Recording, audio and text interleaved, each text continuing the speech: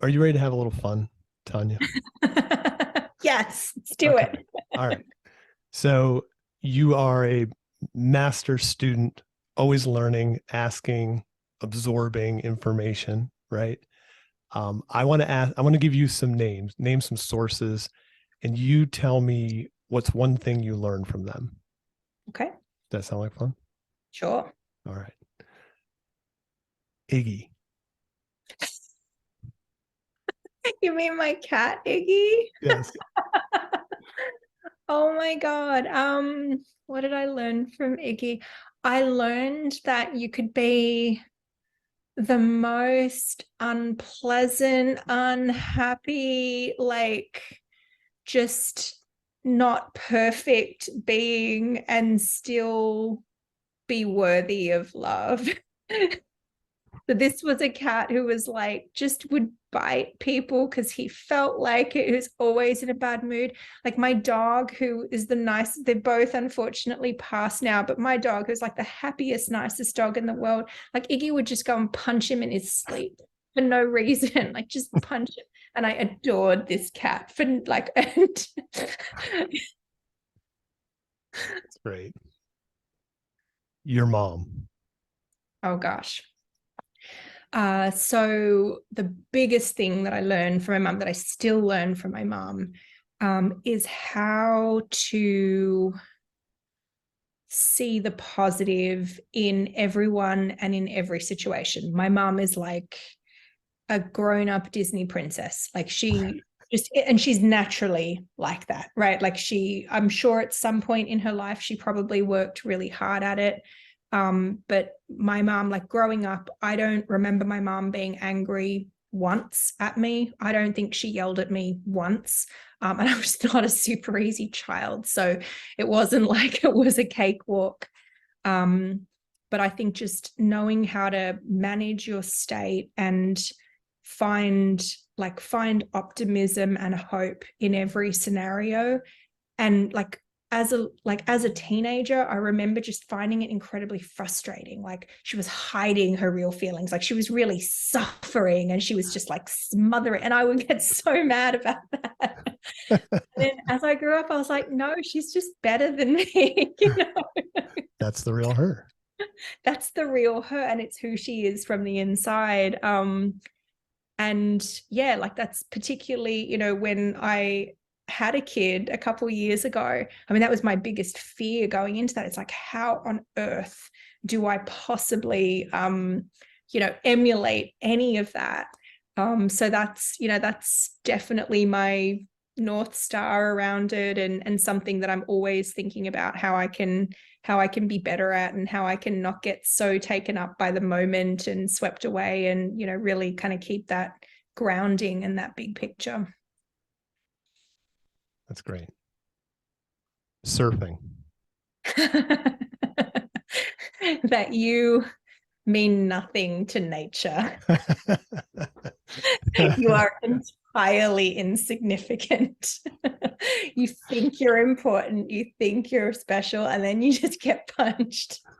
And a wave and the ocean is so strong, it didn't even see you there. It wasn't even trying to get you, right? It's you learn the absolute absurd irrelevance of everything that you sort of stand for against nature. And I think it helps you remember your place in the natural order of things.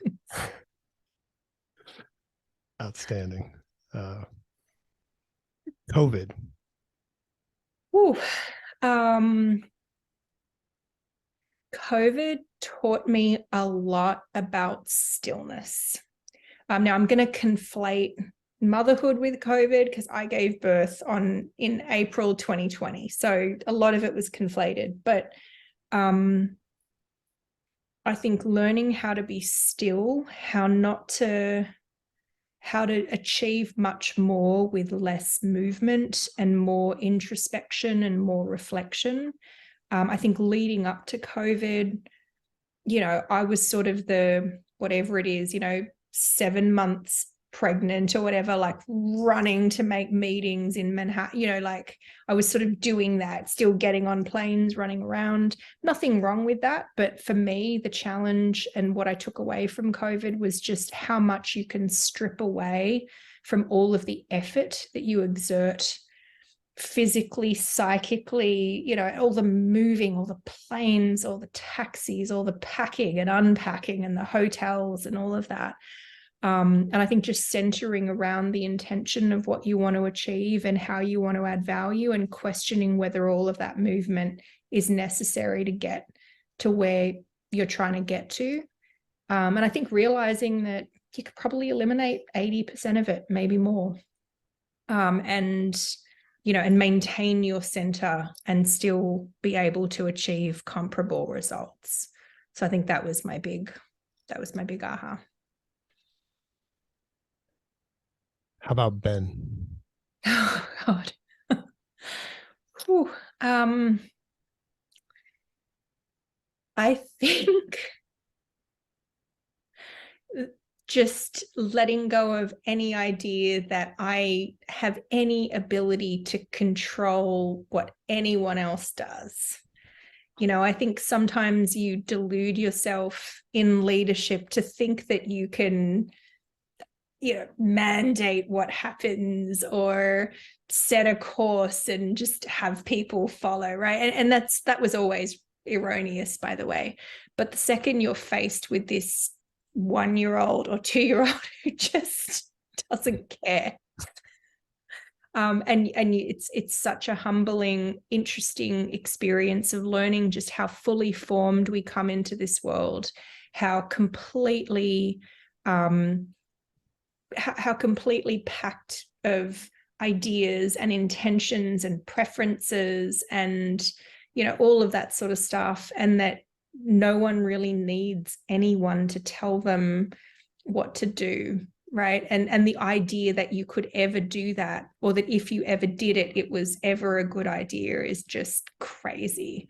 So I think letting go of any possible idea of controlling other people in any way, shape, or form, and, you know, and just really sort of celebrating how each of us comes into the world all individual and different and wacky and perfect.